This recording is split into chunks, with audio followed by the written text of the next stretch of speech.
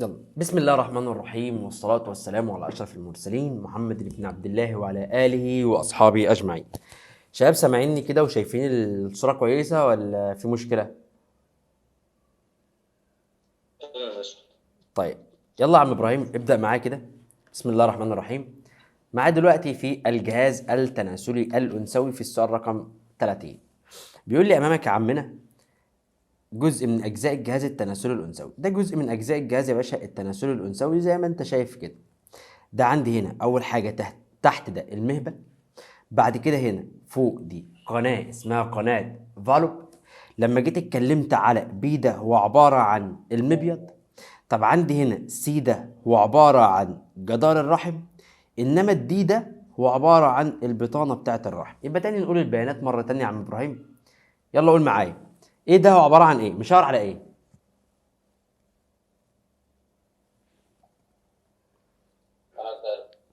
قناة فالوب. طيب لما تيجي تتكلم على البي ده مشاور على الايه؟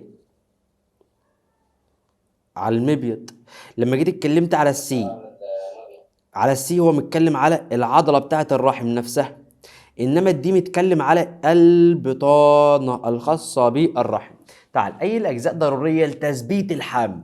عشان تيجي يا باشا تبدأ تثبت الحمل ايه؟ عشان تبدأ تثبت الحمل هو بيتثبت عندنا يا باشا في البطانة بتاعة الرحم. يبقى في البطانة ما انتش عايز الجدار بتاع الرحم في حاجة. طب يا دكتور قناة فالوب مهمة لتثبيت الحمل؟ لا. طب العضلة بتاعت الرحم مهمة لتثبيت الحمل؟ لا. انما عندي المبيض عندي الجسم الاصفر مهم لتثبيت الحمل فانا عايز البي والدي. بيقول لي ادرس الشكل اللي قدامي ده يا عم ابراهيم ثم اجب اي عن الاسئلة. اي الاجزاء الموضحة على الرسم به مستقبلات للاستروجينات. بطانة الرحم. بطانة الرحم فيها مستقبلات للاستروجين والبروجستيرون. يبقى انا عندي فين بطانة الرحم مشار على كام يا باشا؟ ايه؟ فين بطانة الرحم مالها؟ عين دي جدار. طيب هنا عنق الرحم؟ لا. هنا الرحم من جوه. هنا جدار الرحم. دي البطانة. دي البطانة اللي هي فين؟ لا دي البطانة بتاعت الرحم يا باشا. يبقى انا عندي هنا لا. ما الذي يميز عين عن لا؟ عين ده جدار لام بطانة. عين زي ما هو انما اللي بيزيد ويقل هي البطانة. يبقى لما تيجي تبص معايا كده بيميزوا في ايه؟ اول حاجه يستجيب لهرمونات المبيض. لا مش بيستجيب للهرمونات بتاعه المبيض. طب يا باشا يتم هدمه وبناؤه؟ لا ده البطانه هي اللي بتتهدم وتتبني. يستجيب لاحد الهرمونات العصبيه انقباض عضلات الرحم. يزيد من انقباض عضلات الرحم اثناء الولاده ده هرمون الاوكسيتوسين. طيب يلا بينا يا مين يا ربي. يلا يا مي افتحي يا مي الميه. خلاص يا باشا. يلا يا مي. معايا ست الكل. طب علي صوتك بقى. علي صوتك يا حاج. انا ثواني كده انا هعلي الصوت من عندي عشان انا اصلا مش سامعك نهائي. اتكلمي كده. ايوه كده سامع. انا عليت الصوت ده لو مش سامع هسمع غصب عني. طيب يا مستر. ايه يا ست الكل؟ مستر، ايه يا حاج؟ هي الاسئله مش موجوده. الاسئله مش موجوده؟ يا خرابي ازاي؟ ايوه بجد مش موجوده الاسئله اللي انت حطيتها في الحل فيه. خلاص مش موجوده، احنا ما رجعناش الاسئله اصلا. امال زميلكوا كان بيحل ازاي؟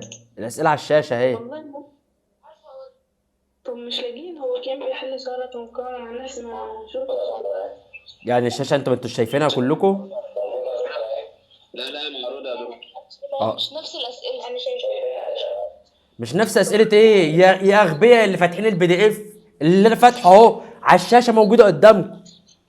اللي انا كنت بحل فيها المره اللي فاتت. بطلوا غباء. عصبونيش. لسه ما وصلناش للبي دي اف التاني. يا اللي فاتحين البي دي اف التاني. هو في اصلا اهو السؤال 32 اهو. يلا يا ست الكل اللي كانت. البي دي اف ركزي معايا. ماشي تمام. بطلي غباء. خلاص وصل هنا. حول الله يا ربي. هتجيبوا لي القولون يا ولاد. يلا يا عم، يلا مين اللي كان عليه الدور؟ يلا يا مي. انا الشكل المقابل يوضح حالة الرحم ثنائي القرن. ده رحم عندي هنا في حالة مرضية يا باشا، ثنائي القرن عندي هنا. ودي حالة مرضية تحدث خلل أثناء التكوين الجنيني للجهاز التناسلي الأنثوي. أي ما يلي يترتب على حدوث هذه الحالة. دكتورة، واحدة عندها الرحم شكله كده، هل هيحصل هيكمل حمل عادي ولا هيحصل إجهاض؟ ما هو يما اللي قدامك أهو.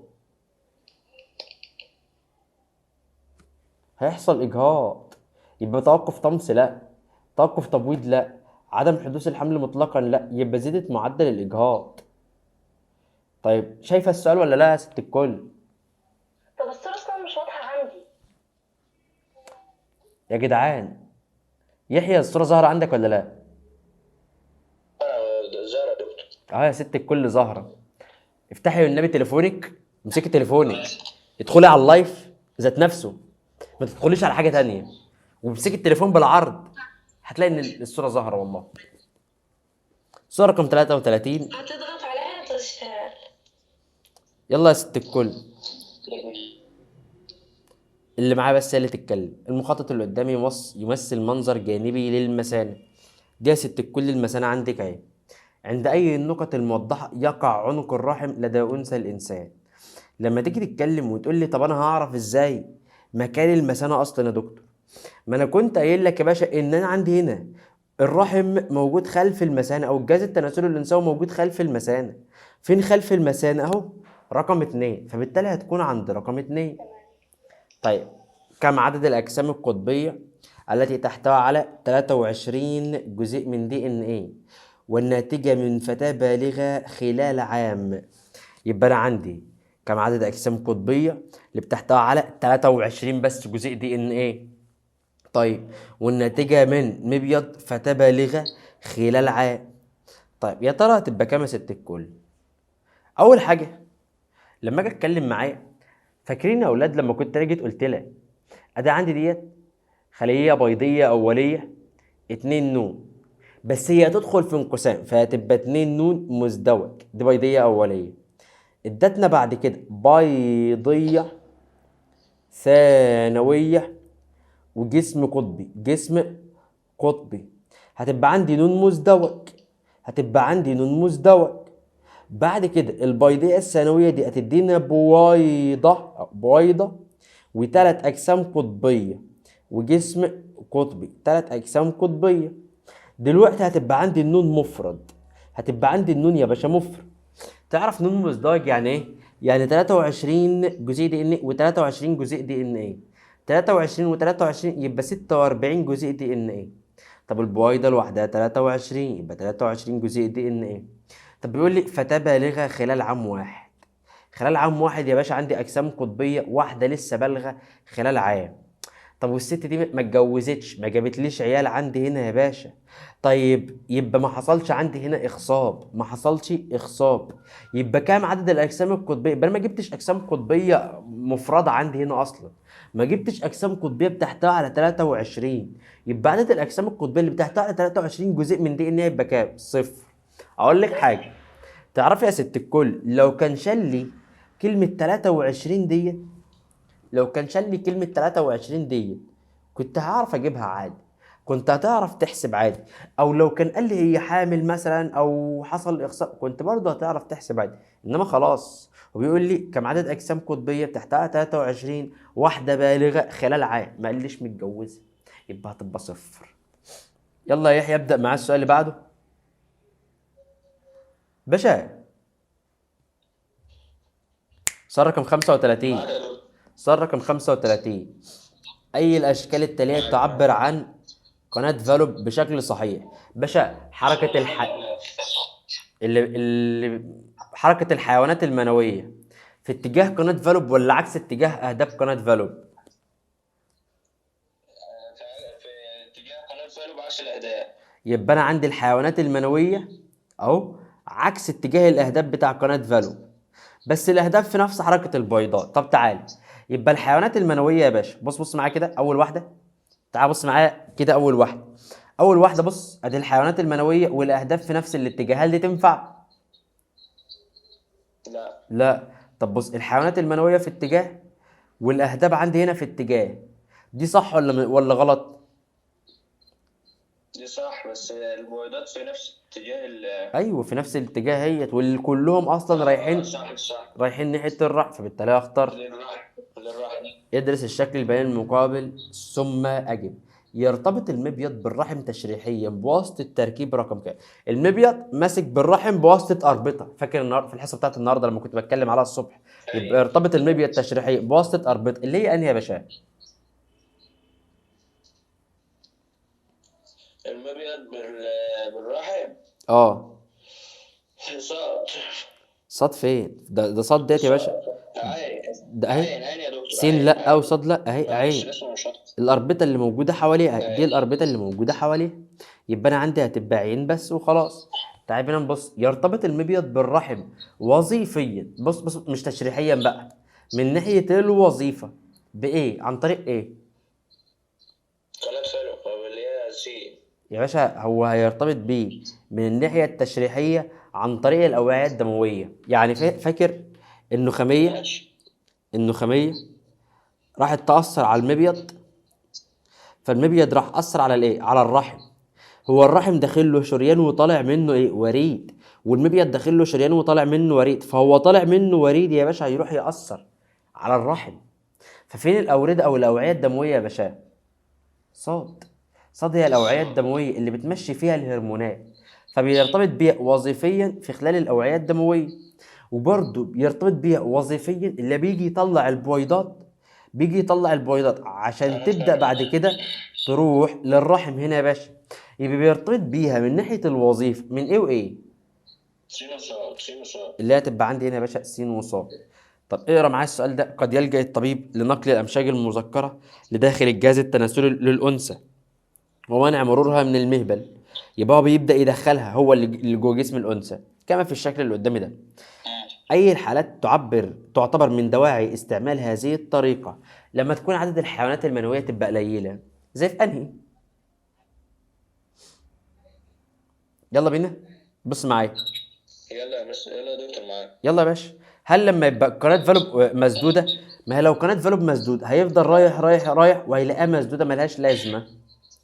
طب قلة عدد الحيوانات المنوية، لما تكون عدد الحيوانات المنوية هيبدأ يستخدم اللي هو الطريقة دي، يبقى تكون عدد الحيوانات المنوية قليلة. ضعف مخزون البويضات يا باشا، انا بتكلم على الحيوانات المنوية، ايه جبنا للبويضات؟ غياب انزيم الهالورنيز برضو لا. شكرا ليك يا باشا. طيب نشوف حد تاني اللي بعده. يلا يا رفايدة. مع حضرتك يا مس. دكتور. يلا يا ست الكل. الشكل المقابل ادرسه جيدا ثم اجب. تتكون الخلية عين لأول مرة. بص معايا كده. خلية عين دي خلية بيضية، بيضية أولية، بتحصل أول ما تبلغ ولا وهي لسه جنين؟ وهي لسه وهي لسه جنين، يبقى في المراحل الجنينية. يبقى في مبيض ايه؟ في مبيض الجنين، مش في مبيض طفلة ولا في بالغة ولا امرأة متزوجة. نبص على الشكل اللي قدامي ده يا ست الكل، ده قطاع عرضي في مبيض أنثى بالغة. جينا بصينا عليه، أي الأرقام اللي موضحة تمثل مكان الانقسام الميوزي الأول. انقسام الميوزي الأول يا ست الكل هيحصل فين؟ جوه حويصلة جراف اللي هي رقم كام؟ اللي مشاور على البيض. بص بيضية أولية تتحول لبيضية ثانوية، بيضية أولية تتحول لبيضية ثانوية، اللي هي زي ما أنت قلت كده يا ست الكل في واحد أهي، هيتحول لبيضية ثانوية. طيب كم عدد الأجسام القطبية المصاحبة للخلية رقم 3؟ خلية بيضية ثانوية يطلع معاها كم جسم قطبي؟ إيه؟ كم جسم قطبي؟ هتبقى واحد. جسم قطبي واحد، خلية بيضية ثانوية طلع معاه جسم قطبي واحد بس وخلاص. طب أي التراكيب توجد في مبيض طفلة حديثة الولادة؟ ما لسه قايلها دلوقتي. ايه اللي موجود في المبيض بتاع طفلة حديثة الولادة؟ خلية بيضية ايه؟ يبقى عندي حويصلة أولية فيها خلية بيضية أولية يا ست الكل. طب قول السؤال اللي بعده. يلا آخر سؤال. ده يمثل مكان تكوين كل لما جسم اصفر كونت جسم اصفر. طب والجسم الاصفر ده بيكون فين؟ جوه المبيض. وعندي هنا والبويضه، البويضه دي اصلا كلمه بويضه دي بتطلق عليها امتى؟ كلمه بويضه لحظه الاخصاب، يبقى لحظه وصول الحيوانات المنويه داخل قناه ايه؟ فالوب. يبقى الجسم الاصفر في المبيض مش في الرحم، في المبيض، تمام. والبويضه جوه قناه ايه؟ قناه فالوب، تمام يا ست الكل. شكرا يا بابا. نيجي نبص على اللي بعده. مين تعالي تعالي يا ملك الصعيدي، تعالي يلا. يلا يا حاج افتحي المايك معايا.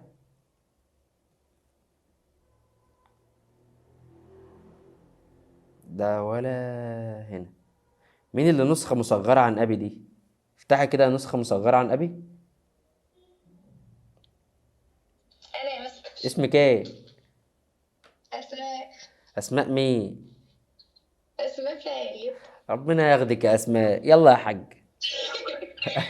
أي الأشكال اللي قدامي دي يمثل نواتج المباشر لانقسام الخلايا البيضية الأولية في الميلاد فبالتبالغ. خلايا بيضية أولية تدينا بيضية ثانوية وجسم قطبي صغير، يبقى خلية كبيرة وخلية صغننة، أنهي واحدة فيهم؟ اللي هي ألف. اللي هي ألف. دي بيضية ثانوية أو بيضية ثانوية. وعندي التانية دي عبارة عن إيه؟ جسم قطبي. طيب اسمه قطب. أي الأشكال اللي قدامي ده يعبر عن تغير العدد الصبغي للخلايا البيضية الأولية داخل حويصلة جراف. تعال، خلية بيضية أولية هتيجي تتحول لبيضية ثانوية، بعد كده هتتحول لبويض 2 نون، بقت نون. أنهي اللي بتعبر عن كده؟ اللي هو جيم. جيم. 2 نون بقت نون، بعد كده بقت نون. خلية بيضية أولية بقت ثانوية بقت بويضة. يلا يا ست الكل على السؤال رقم 44. تختلف البيضية الثانوية عن المنوية الثانوية هل في العدد الصبغي؟ ما ديت نون وديت نون. طيب نوع الانقسام المكون ليهم جاي من ميوزي. المرحلة العمرية لتكوينهم، المرحلة العمرية دي الاتنين بعد البلوغ. النبي يختلف في ايه؟ حجم السيتوبلازم. البويضة بتختزن في الغذاء، فبالتالي حجم السيتوبلازم اكبر. تعال نشوف السؤال اللي جاي ده اخر سؤال ليك. شكل مقابل نواجه التشابه بين الخليتين س وص. طيب تعال، خلية س وادي الخلية ص. طيب ديت بويضة معاها 3 اجسام قطبية، أولية. ودي بيضية ثانوية ومعاها جسم قطبي، يبقى اللي فوق دي بيضية ايه؟ ثانوية. يا ولية. يبقى بيضية أولية. بيضية أولية. البيضية الأولية اتكونت فين يا ست الكل؟ وهي لسه جنين ولا لما كبرت بلغت؟ أما كبرت أكيد. يا لهوي، يا لهوي يا أسماء، ربنا ياخدك.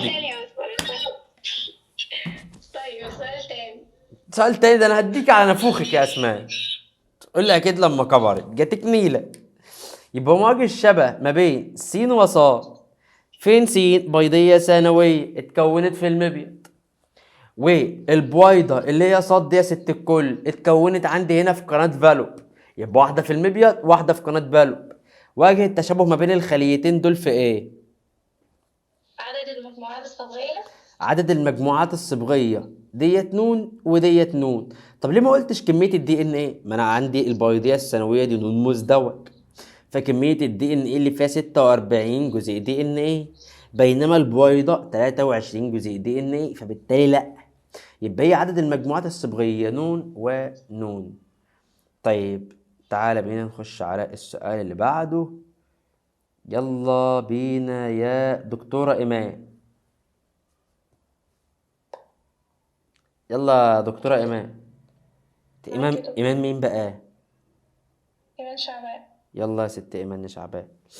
بيقول لي المخطط المقابل يوضح مراحل تكوين الأمشاج المؤنثة في الإنسان. بص، حصل عملية 1، بعد كده عندي عملية 2، بعد كده عملية 3، جبت بويضة ناضجة. في الآخر جبت بويضة 2 نون 2 نون 2 نون، عملت عمليه جبت بويضه ناضجه. الله الله الله الله الله الله. هي كلها 2 نون ولا ايه؟ بيقول لي ما الغرض من العمليه، من العمليه رقم 2.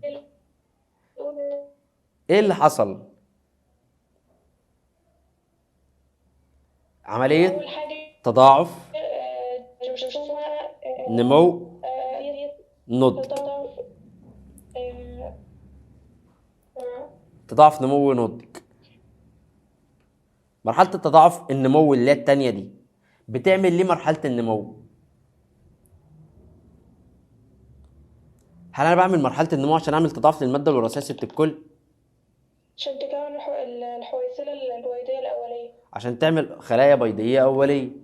طب الخلايا البيضيه الاوليه نمو، يبقى انت عملت اختزال؟ لا، يبقى انت خزنت قدر من الغذاء، عملت تخزين قدر من الغذاء بس. تعال بص على اللي بعده. اي البدائل التاليه تعبر عن حجم التغيرات التي تطرأ على الخلايا الجرثوميه الاميه اثناء مرحله التضاعف في مبيض انثى. تعال بيقول لي بصي على الجرثوميه الاميه اثناء عندي هنا مرحله التضاعف. مرحله التضاعف حجم الخلايا ما بزودش حجم الخلايا. يبقى اول حاجه يا باشا انا بجيش ازود عدد الخلايا، ما بجيش ازود حجم الخلايا، ده بالعكس، ده انا حجم الخلايا ببدا اقللهم. طيب يا دكتور، من الخلايا فوق. يبقى اول حاجه العدد بيزيد. يبقى كلمه العدد ثابت دي مع السلامه، اشطبها يلا مع السلامه. كميه الماده الوراثيه، الماده الوراثيه 2 نون 2 نون 2 نون، يبقى انا ما بغيرش عندي هنا في الماده الايه، في الوراثيه، الماده الوراثيه ثابته، يبقى مش بزود. طب حجم الخلايا اللي بتطرأ عندي هنا على الخلايا الجرثوميه الأمية اثناء مرحله التضاعف يا باشا بتيجي تقل حجم الايه، حجم الخلايا، لانك بتيجي تعمل انقسام، بتزود العدد وبتقلل عندي هنا في الحجم. قولي معايا في الرسم بين المقابل يوضح مراحل تكوين البويضات في انثى الانسان. ادرسوا ثم اجب. اي ما يلي يوجد في نواه س خليه بيضيه اوليه. البيضيه الاوليه، البيضيه الاوليه يا ست الكل اللي بيجي يحصل فيها، هل هي كروموسوم اكس او واي؟ يا ابني ده بويضه، يبقى اكيد فيها ايه؟ ألف كروموسوم إكس وواي. الاثنين، صح؟ الاثنين. إكس فقط. يبقى انا عندي هنا ست الكل هتبقى اكس بس دوليه، ده ست الكل اكس اكس يبقى انثى، انما اكس الواي ده هو ايه، ذكر عندي هنا، انما اللي فوق ده يا باشا انثى، انثى يا سيدي. طيب تعالى بينا نبص معايا. ما اطول فتره زمنيه بين قوسين متتاليين وهي لسه جنين لما كبرت، وهي لسه جنين ولما كبرت، لما كانت لسه جنين بيضيه اوليه، بيضيه اوليه، واللي بعدها بيضيه، بيضيه ثانويه. يبقى تعالى ما بين البيضيه الثانويه والبيضه الناضجه دي يا باشا لما تتجوز، ده يا باشا لما يحصل جواز، انها بيضيه اوليه وبيضيه ايه، بيضيه ثانويه. وده كان جاي في امتحان تجريبي قبل كده.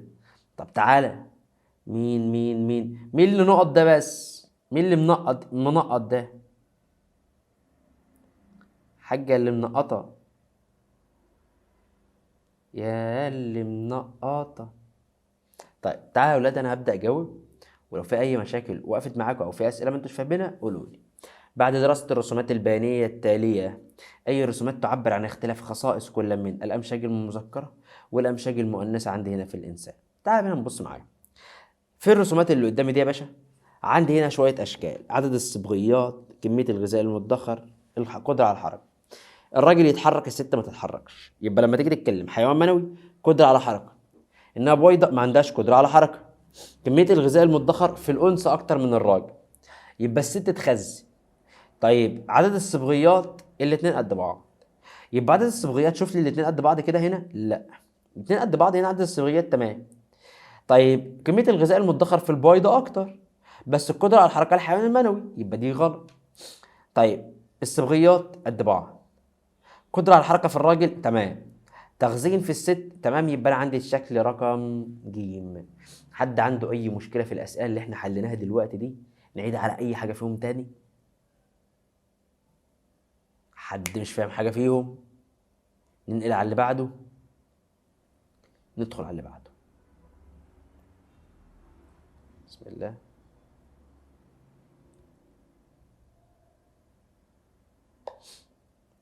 ندخل بقى على البي دي اف اللي كان موجود. يا باشا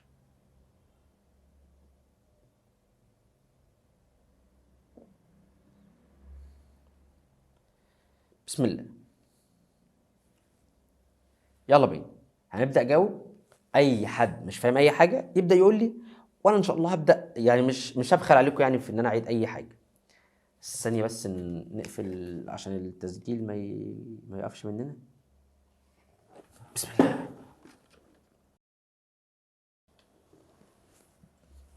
يلا بينا. في السؤال رقم 51 يا شباب بيقول لي ما سبب انخفاض معدل الخصوبة في أنثى عندها 25 سنة؟ معدل الخصوبة عندها قليل. باشا كان ايه اللي بيجي يحصل؟ ده كان عندي المبيض اهو، كان عندي مجموعة من الحويصلات. فاكر كان بيجي هرمون اف اس اتش ينضج الحويصلات ويحولها لحويصلة كبيرة اسمها حويصلة جراف، عشان يجي بعد كده هرمون ال اتش يجي يفرقع حويصلة جراف.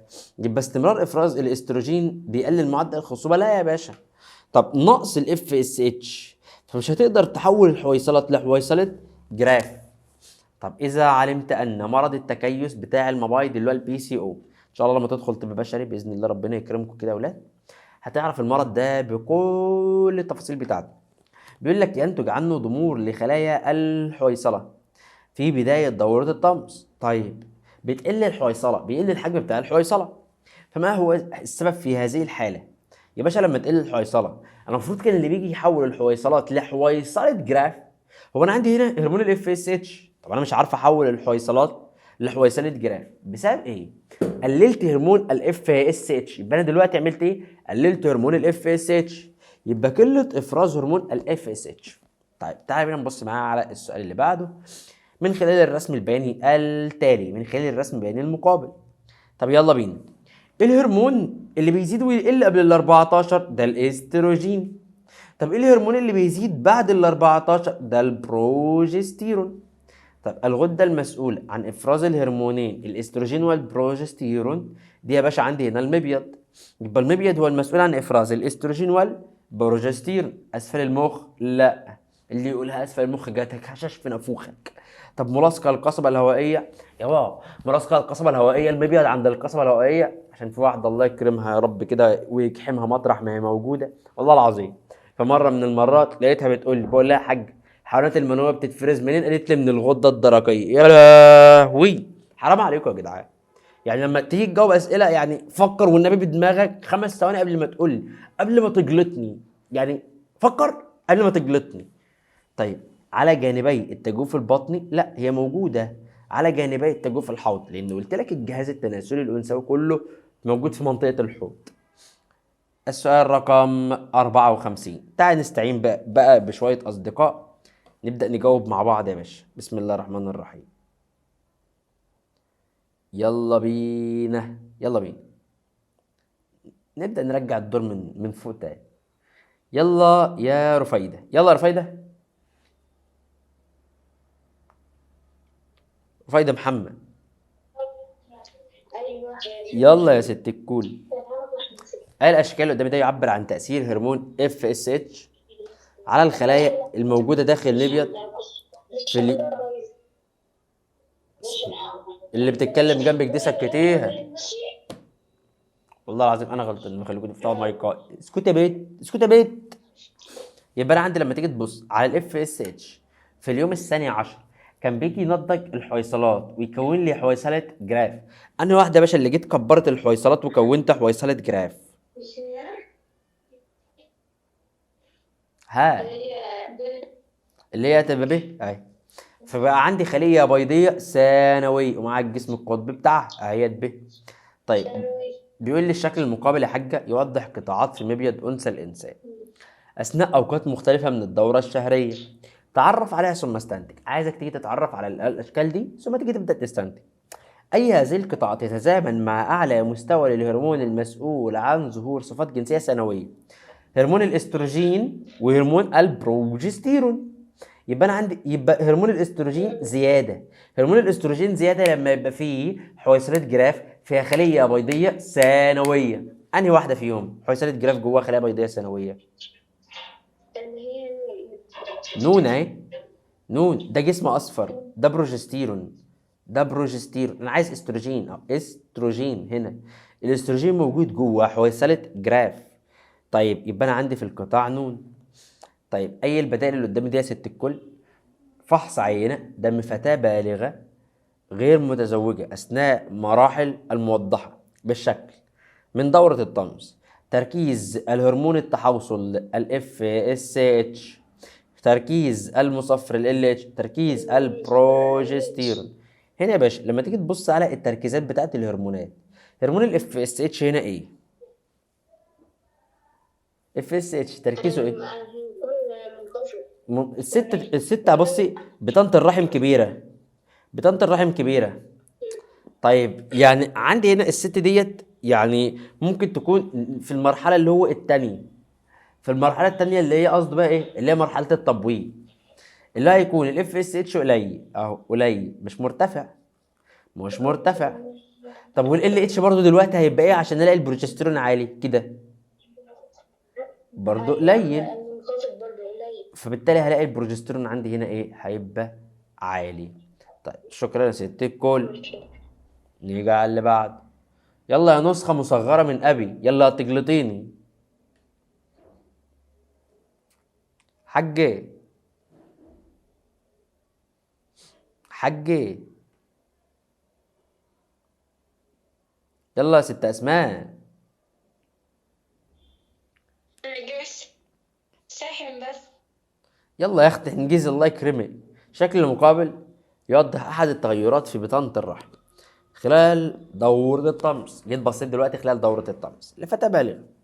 ادرسوا جيدا ثم استنتج متوسط المدة الزمنية اللي بيستغرقها عندي هنا تغيرات الرحم خلال الفترة س. بصي ده بيحصل تمزق لبطانة الرحم، يبقى فترة الطمس، فترة نزول الدم على الأنثى، فترة الطمس. فترة الطمس دي بتقعد من كام لكام يوم يا ست الكل؟ من 3 ل5 أيام، من 3 ل5 أيام، يعني المتوسط كام يوم؟ 4 أيام. نيجي نبص على اللي قدامي ده بيوضح الشكل المقابل يعبر عن دورة الطمس لفتاة تستمر لمدة 20 يوم. قعدت يا باشا عند فتاة لمدة 20 يوم، 28 يوم. أي رسومات يعبر عن شكل المبيض خلال منتصف الفترة واي، نص الفترة واي يعني في اليوم ال 14 تقريبا عندي هنا يا باشا. المبيض ده هيكون مطلع عندي هنا ايه؟ هيكون مطلع بويضة. يبقى في نص الفترة عندي هنا واي دي هو المبيض جه طلع عندي هنا يا باشا خلية بيضية ثانوية.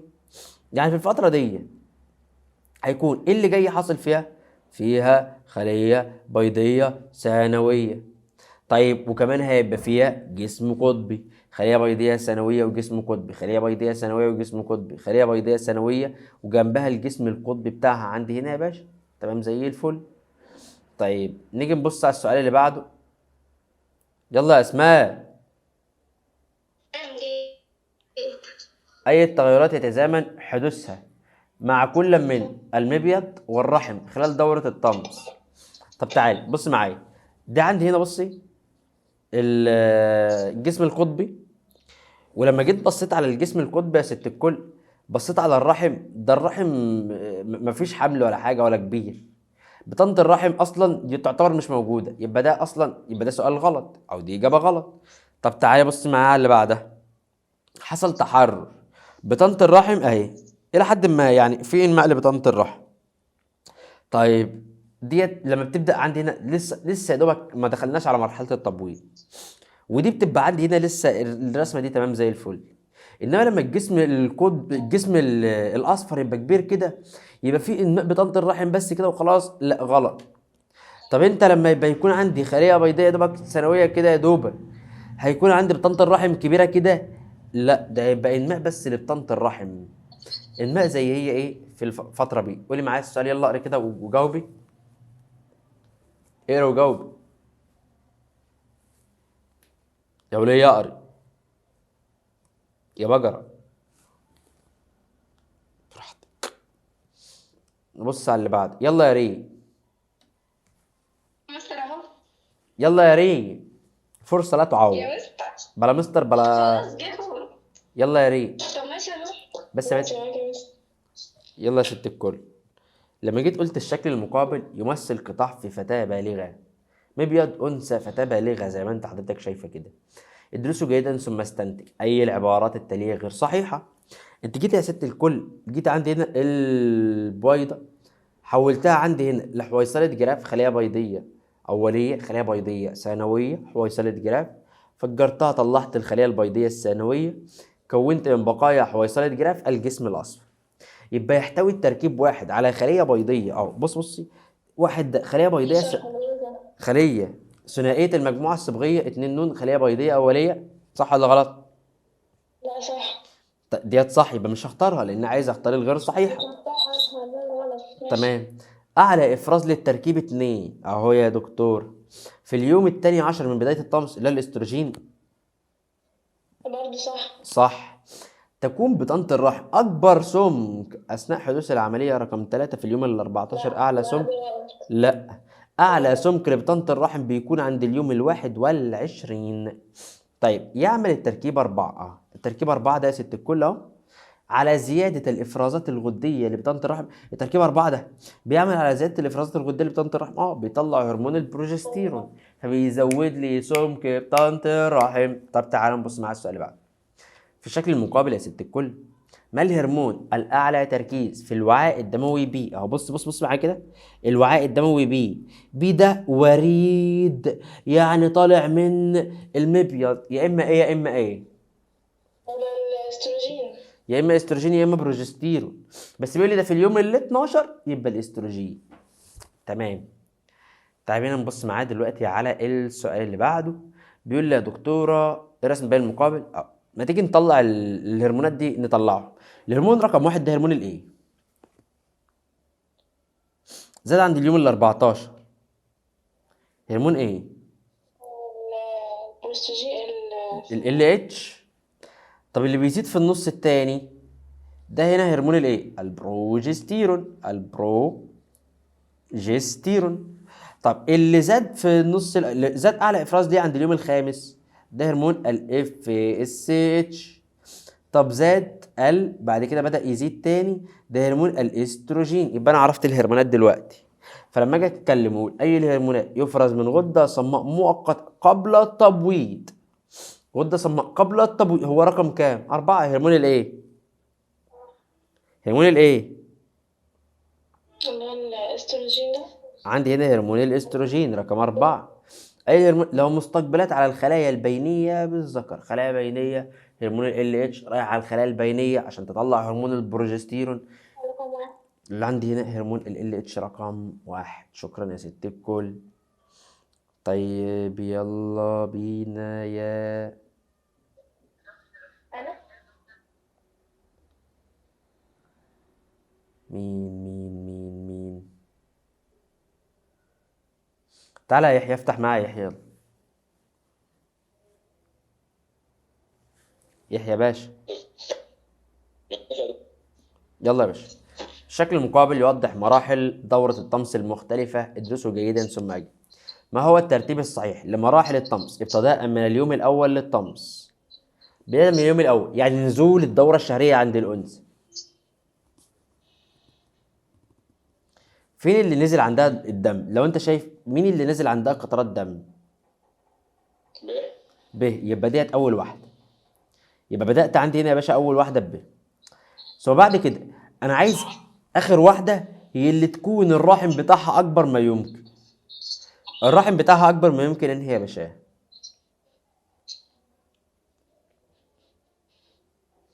والله بقول لك إن الرحم بتاعها أكبر ما يمكن، هو مش مبين لي إن الرحم بتاعها أكبر ما يمكن عند أنهي. طب تعال، اللي بدأ يا باشا عندي هنا كان فيها بويضة، اللي كان فيها عندي هنا بويضة اللي هي إيه؟ إيه يا حبيبنا؟ مش سكر ما كانش فيه صعوبة. طيب قول تاني يلا. يبقى اللي حصل فيها طمس اللي نزل فيها عندنا دم اللي هي رقم ب. طيب بعد كده اللي بعدها يا باشا اللي بعد ب هتبقى انهي؟ اللي فيها بويضه لسه ما اتحررتش. رقم جي. اللي فيها بويضه لسه ما اتحررتش. بعد كده البويضه تبدا تتحرر اهي، البويضه اتحررت. بعد كده كونت الجسم الاصفر او الجسم الاصفر. يبقى انهي اختيار هختاره؟ ب، ج، د، بعد كده الف اللي هو اهي د. طيب رقم ب. شكل مقابل يوضح التغير في سمك بطانة الرحم لمدة 5 شهور متتالية. 5 شهور. طيب لسيدة متزوجة دورتها منتظمة كل 28 يوم، الست الدورة بتجيلها كل 28 يوم. كم عدد البويضات الناضجة التي أنتجتها هذه السيدة خلال الفترة دي؟ بص، ده الشهر الأول، فضل عندي ده الشهر التاني، طلع هو طلع كم مرة يا اسطى؟ 3. هو طلع عندي هنا يا باشا كم مرة؟ بص معايا كده. بص 1 2 3. أهو. صح. ده حصل عندي هنا أول حاجة بو... بيقول كم عدد البويضات الناضجة. ادي عندي هنا أول واحدة. تمام. ماشي. بعد كده يا باشا جيت انت طلعت بالبويضة رقم 2. يا جماعة اللي فاتح المايك غير يحيى يقفله.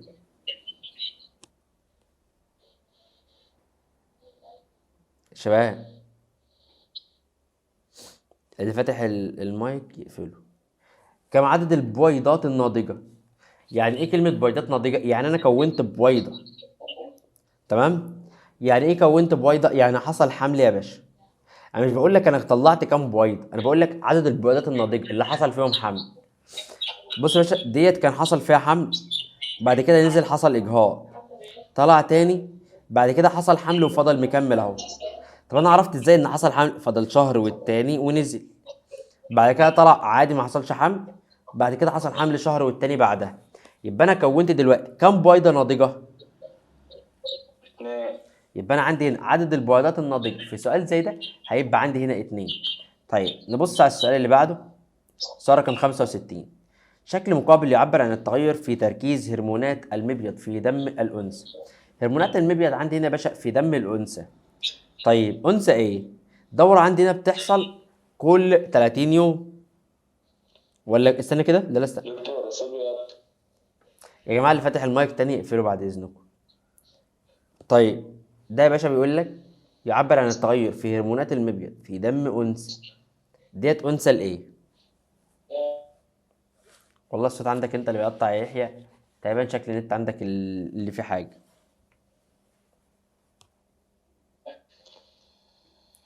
ايه؟ دكتور انا سامعك.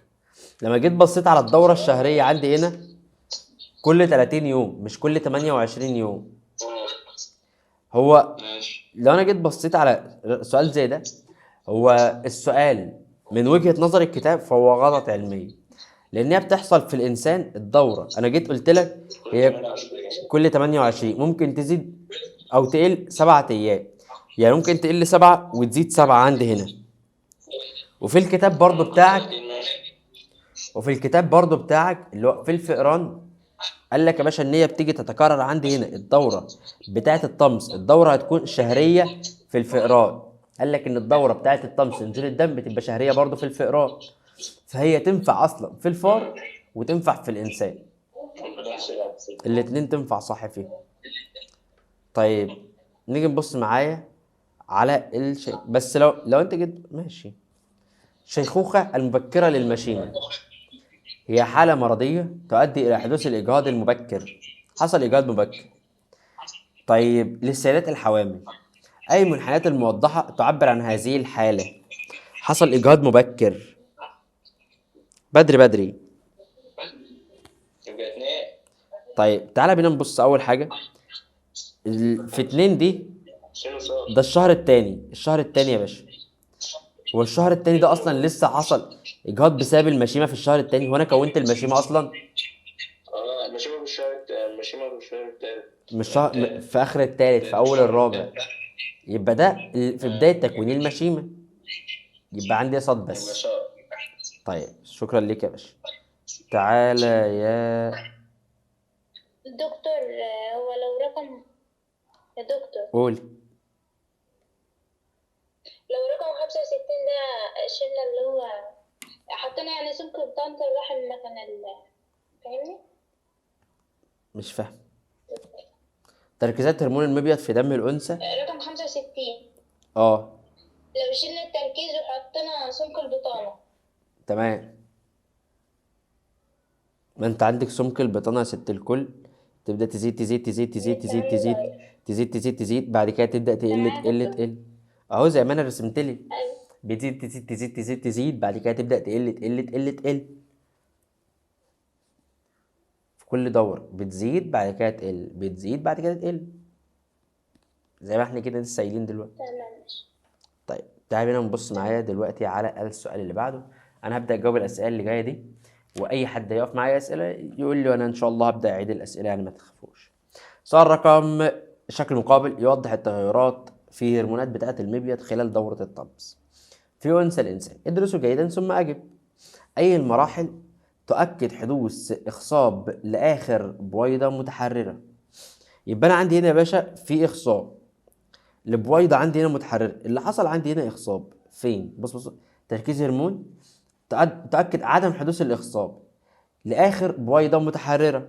لو ما حصلش إخصاب بتبدأ تقل الهرمونات، فأنا عندي ده ما حصلش فيه إخصاب، آخر واحدة فيه.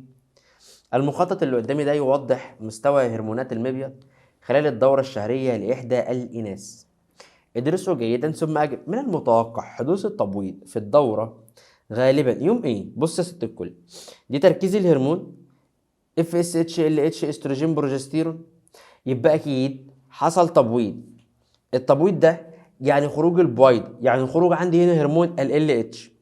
هيبقى خروج عندي هنا هرمون ال اتش ده ايه؟ بص هنا الدوره قلت، يعني هنا يا باشا حصل عندي هنا ده، بص اليوم الاول من الطمس بعدها ب 14 يوم، تمام. يبقى هيجي يحصل عندي هنا تبويض، يبقى 13 ده لسه اصلا ما قلتش عند اليوم ده، لسه ما قلتش، لسه هتبدا تقل اصلا بعدها، يبقى لسه هتبدا عندي هنا تقل بعدها. يعني مثلا بدات تقل مثلا وليكن عند يوم 7 اهي، بعدها ب4 ايام تقريبا. طب يا دكتور انت حضرتك بتبدا تعمل تبويض امتى؟ بعدها ب14 يوم، يبقى بعد 7 و14 يوم يعني تقريبا عند اليوم الكام؟ ال21 يا ولاد. يبقى عند يوم 10 لا ما كانش حصل تبويض لسه، عند يوم 16 لا، عند تقريبا يوم 22 اكتوبر، يعني بعدها بكام يوم؟ بعدها ب 14 يوم، يبقى بعد اليوم السابع ده تقريبا ب 14 يوم، يعني عند اليوم ال 21. السؤال ده جه في امتحان دور تاني 2021. الرسم قدامي ده يوضح تركيب الجهاز التناسلي لأنثى إنسان بالغة بعد استئصال المبيض جراحي. أي الأشكال يعبر عن شكل بطانة الرحم عندما يكون هرمون ال FSH عند هذه الأنثى أعلى إفراز ليه؟ FSH أعلى إفراز ليه عند اليوم الخامس، يبقى أعلى إفراز لل FSH عند اليوم الكام؟ الخامس. يبقى لما تيجي تبص مش أعلى ما يمكن اللي هو البطانة، ولا بيحصل عندي هنا طمس وقتها، ولا البطانة سمكها عالي، لا ده لسه يا دوبك بيعمل إنماء عندي هنا في بطانة الرحم في الشكل رقم 1. اللي قدامي ده برضو جه في امتحان ثانوية عامة، ده شكل مقابل يعبر عن دورة الطمس الفتاة تستمر لمدة 28 يوم. ادرسوا ثم أجب. أي الأشكال تعبر عن شكل بطانة الرحم خلال الفترة إكس من 1 لحد 4 أو من 1 لحد 5؟